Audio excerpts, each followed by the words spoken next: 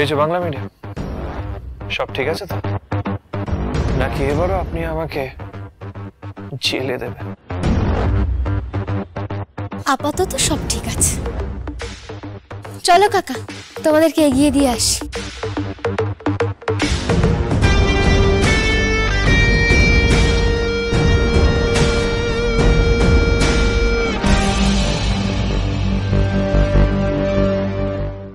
দেখলে তো প্যামেলা, আমার ভাই কিরকম অসাধারণ সিচুয়েশন হ্যান্ডেল করতে পারে। He is brilliant. Really sorry guys, please সবাই join in. I'm really sorry for this unwanted delay. Please এবার আপনারা এনজয় করুন প্লিজ।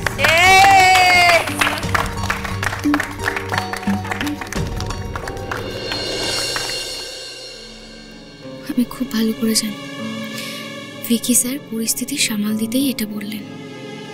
সত্যি সত্যি বাবলুকে স্কুলে নেওয়ার এদের কোনো ইচ্ছেই ছিল না। যাক বাবা, বাবলুটা স্কুলে পড়তে পারবে এইটুকুই যথেষ্ট। না, আমি বরং ঘরে যাই। এখানে থেকে আর সবার বিরক্তি বাড়াবো না।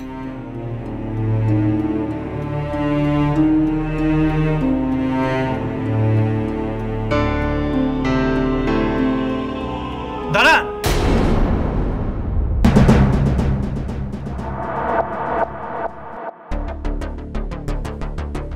আপনি কোথায় যাচ্ছেন? আন্টি ভিকি কি করতে চাইছে?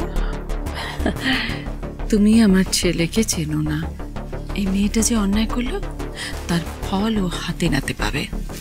জাস্ট দেখো। কি ভেবেছিলেন মিস সরকার, আমার এনগেজমেন্ট পার্টিতে গন্ডগোল পাকিয়ে আপনি চলে যাবেন? Not possible.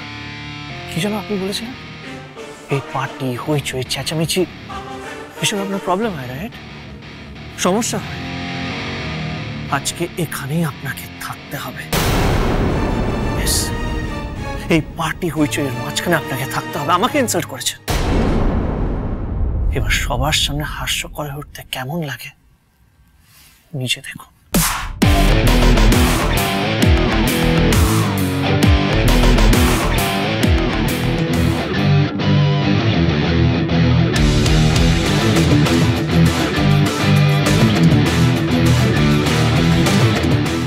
Ladies and gentleman, আপনাদের সবার সাথে একটু আলাপ করিয়ে দিই। মিস ইন্দিরা সরকার, ফিউচার ড্রিমস এর একমাত্র বাংলা মিডিয়ামে পড়া টিচার। তার মানে আপনারা বুঝতেই পারছেন আমরা শুধু একটা জিনিসকেই গুরুত্ব দিই, আর সেটা হলো মেধা। কচু পোড়া দেন, খালি বাজে কথা। আই এম শিওর আপনারা সবাই ভাবছেন যে মিস ইন্দিরা সরকার আমার এনগেজমেন্টের দিন বাবলু আর বাবলুর বাবাকে এখানে এনেছে বলে আমাদের মধ্যে একটা ভুল বোঝাবুঝি আছে, right? You people are absolutely wrong. কারণ ফিউচার ড্রিমস হলো একটা স্বপ্ন তৈরি করার টিম, আর আমরা হলাম টিম মেম্বার। তাই আমাদের মধ্যে ঝগড়া, ভুল বোঝাবুঝি এটা হতেই পারে না। সেটা প্রুভ করার জন্য মিস ইন্দিরা সরকার আমার এনগেজমেন্টের দিন একটা ডান্স পারফরম্যান্স করে দেখাবে। আরে চলো হাততালি।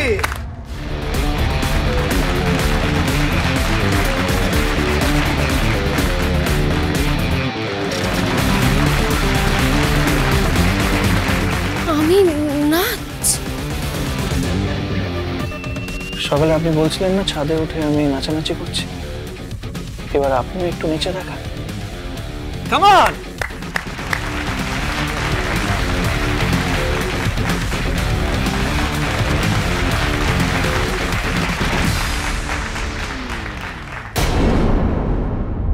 আপনি যে আমাকে অপ্রস্তুতে ফেলতে চাইছেন সেটা আমি খুব ভালো করে বুঝতে পারছি,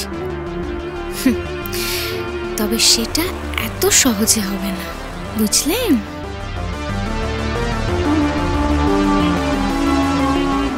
মাফ করবেন, আসলে আমি না নাচতে পারি না, তবে ভিকি স্যারের আংটি বদলে আমি গানে গানে শুভেচ্ছা জানাতে পারি। দেখুন মিস, হ্যাঁ হ্যাঁ হ্যাঁ হ্যাঁ একদম একদম ঠিক আছে। না না, ও যেটা পারবে সেটাই করবে। তুমি একটা সুন্দর করে গান গাও তো। হ্যাঁ, তোমার গানের মধ্যে দিয়ে তাহলে এই পরিবেশটা একেবারে আনন্দময় হয়ে উঠবে। না না, ধরো তাহলে ও গান। Brilliant brilliant idea, brilliant. Indira একটা ভালো গান গাও তো। একদম, আর আমরা সবাই তো তোমার গান শুনেইছি আগে। হ্যাঁ গাও। হ্যাঁ গাও।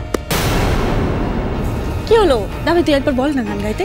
হ্যাঁ বল বল বল। হ্যাঁ গাও না।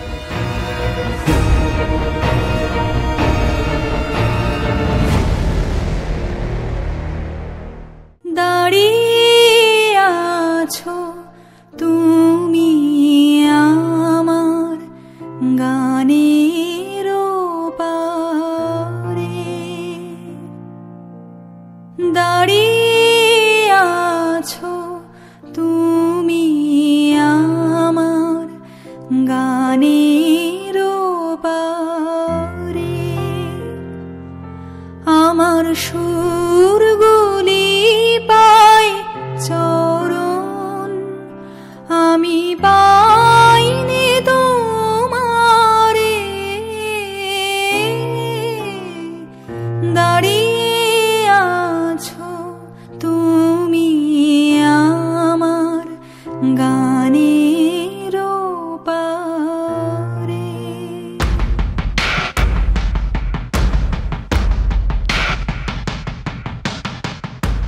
This is my engagement. আর ভিকির সমস্ত অ্যাটেনশন নিয়ে নিচ্ছে ওই মেয়েটা। সময় যত গড়াচ্ছে এই মেয়েটিকে দেখে আমার ইরিটেশন তত বাড়তে থাকছে। বাতাস বহে মরি মরি আর বেঁধে রেখো না তোরি, এসো এসো পার হয়ে মোর হৃদয় মাঝারে,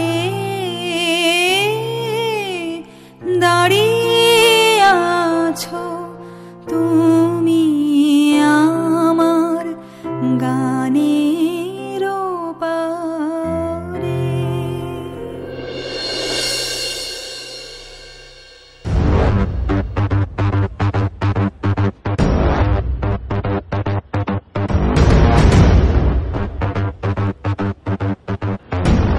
মিস ইন্দিরা সরকার, লড়াইয়ের ময়দানে আপনার সাথে এবার মুখোমুখি দেখা হবে।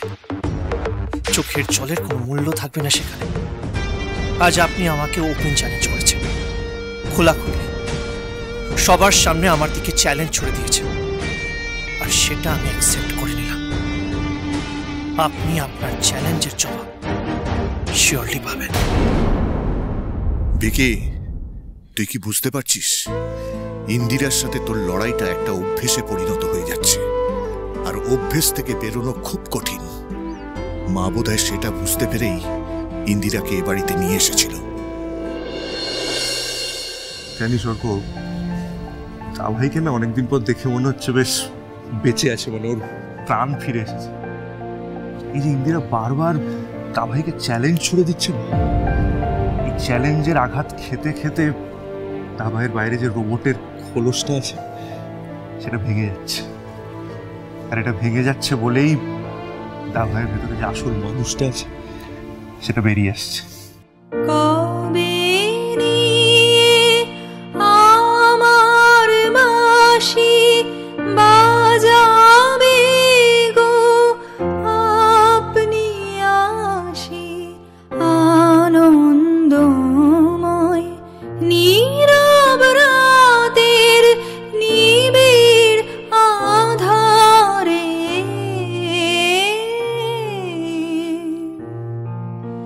দাঁড়িয়ে আছো তুমি আমার গানের পারে, আমার সুরগুলি পায় চরণ, আমি পাইনি তোমারে, দাঁড়িয়ে আছো তুমি আমার গান।